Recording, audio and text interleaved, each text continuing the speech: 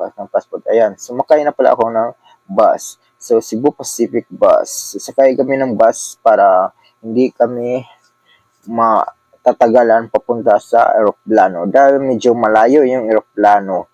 Iwan ko ba kung bakit ang layo ng parking lot ng eroplano. Siguro makachamba ka lang pag pinakaunang airplane ang dumating, guys. Doon ka talaga kagad makapasok. Kasi dati yung umulan, ng malakas na ulan, guys, diretso lang talaga. Hindi na kami sumakay ng bus, diretso lang. Makyat lang kami sa second floor. Ayan, meron silang daanan doon na hindi ka nababasa. So, ayan, pakyat natin sa aeroplano. And this is the time. Time is all the gold. So, ayan guys, ganito po yung sitwasyon pag aakyat ka sa aeroplano. Medyo matraffic din. Then, merong mga, inuuna pala yung mga senior citizen at may mga buntis, mga makasamang mga bata sa group 1. So, ako naman ay group 2. Kala ko ng Manila, so group 2 ako, not 10. So, ayan guys, hinahanap ko na yung number set ko. Dahil, doon ka lang talaga pili upo. Kasi kung saan ka upo guys, talaga, palisin ka dyan sa flight attendant, sa mga crew. Dahil di yan sa iyo yung upuan na yan. Kaya huwag kang upo ng upo kung saan.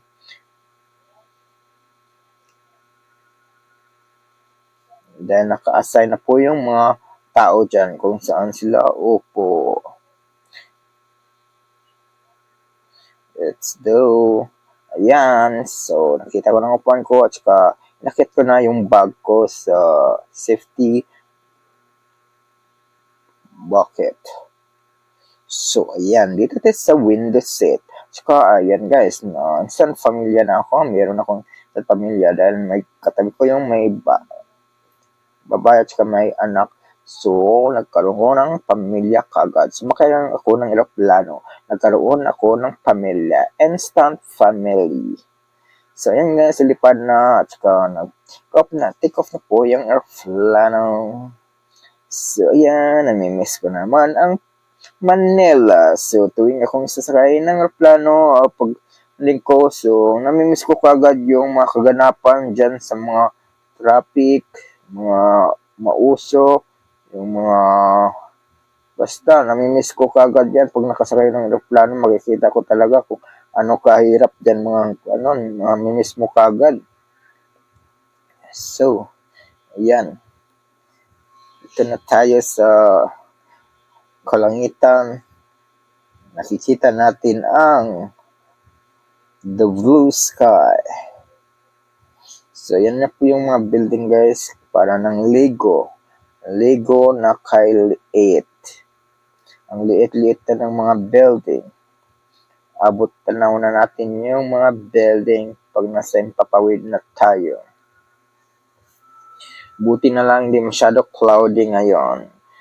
Doon lang sa probinsya, nakaranas kami ng turbulence.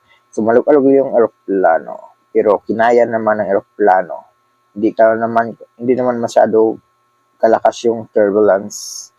So, ayan. Yung kasi mga ulap guys, yan kasi yung mga lubak-lubak. So, bali, pag nasa sa kalsada ka, mga lubak-lubak yung mga clouds na yan, pagdadaanan ng eroplano yan. Talagang lakas ng turbulence yan.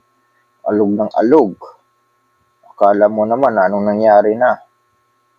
Akala mo na it's time to last time mo na sa mundo. So, yan yung cloud. So, sa ibabaw kami sa cloud is dumaan para hindi kami magkaalog-alog, hindi magkauka yung mga anumang mangyari dyan. So, yan, dumating na ako sa Dipolog Airport. City yung province, my province. So, ayan, nakita ko na yung bundok. At saka, medyo marami na pa ng building dito. So, habang tumatagal, nagka-develop yung lugar. Maraming mga nag-i-invest sa probinsya dahil matahimik at saka hindi gaano ka-traffic. So, ayan, dito na tayo. So, ayan guys, yung ilog dahil kaulan lang pala ng malakas dito. Kaya ganyan yung kulay ng ilog dito sa probinsya. So, ayan, naglanding na yung aeroplano sa Dipolog Airport. So, miss ko na kagad yung province. Amoy-amoy ko na ang mga kaganapan dito sa province kung ano yung mga nais kong mangyari dito. So, another episode naman ng ating buhay sa probinsya. Yan, nakarating na tayo dito pero gusto pa rin nating babalik agad sa aeroplano sa Manila. Iwan ko ba kung anong klaseng utak dati. Yung utak natin nasa Manila pa rin pag nasa probinsya na tayo. Okay, ito na guys, naglanding na. So, nag-announce na po yung mga Toloto. This is the airport of Bacolod City. It's a simple airport. Yan na, dumating na tayo sa last destination. So, yan na po. Ito na tayo sa atin. Wala na tayo. It's time to go. It's time to go in the province. This is the province. So, ayan.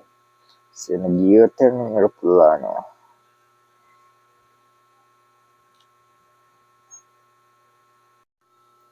Iba talaga guys pag makarating ka lang sa Mindanao guys, parang gusto mo na ulit babalik sa Manila. Mamimiss mo kaagad kung saan ka nang galing. So ayan, tis-tis na lang dahil namimiss rin naman natin yung probinsya kung saan tayo sinilang. Yan, tumatakbo pa rin yung eroplano patungo sa landing area. Sa mga so doon sa dulo guys, yun po yung dagat. Medyo malabo po yung dagat dahil nagbaha po. Malakas yung ulan sa bundok. So pagdating sa bukhana, doon po naglabasan yung mga tubig galing sa bundok. Kaya ganyan po yung kulay ng dagat. At saka mayroon pang bagyo, mga low pressure, kaya nakaganyan yung dagat ng kulay. Yeah, nakarating na tayo dito sa ating pupuntahan. So, it's time. This is thank you for the safe flight, Cebu Pacific. Thank you for your pilot. This is the good remembrance to me. This is good memories for me. Ayan, tanaw ko na yung Dipolog Airport. Ito na. Excited na akong makita yung mga alaga ko doon dito sa probinsya. So ito, yan po yung mga man-guided. So anong tawag dyan sa mga tao na yan? Hindi ko alam yung tawag na yan. So ang tawag ko lang sa kanila ay man-guide. Hindi. Kasi sila yung nag-guide kung saan yung final destination. So yan, kakunin ko na yung bag ko dahil bababa na ako sa aeroplano. Yan, so ito na. Magkababa natin sa aeroplano, makikita ko na yung mga alaga ko dito. Mga alaga kong mga biig. Hi, thank you rin sa inyong pagpaskil sa amin, mga ordinaryong Filipino. Yan, baba na tayo. Ting. So, yan guys. So, sinadya ko talaga na Sinadya ko talaga na ako ay huling bababa guys para hindi masyadong matraffic pagbaba ako. At wala tayong mahagip sa camera dahil privacy is always be safe.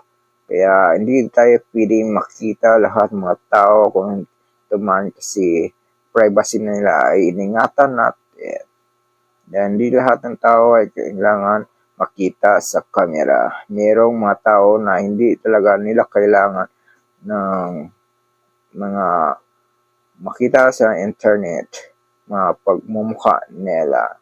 So, kaya yan ang yan ating pinag-ingatan as a vlogger. So, yun guys, nakita ko na yung effort. Dito na tayo. Let's do again. Thank you for watching. And fly safe. Fly with Cebu Pacific. Thank you so much. And selfie na sila. Picture. Thank you.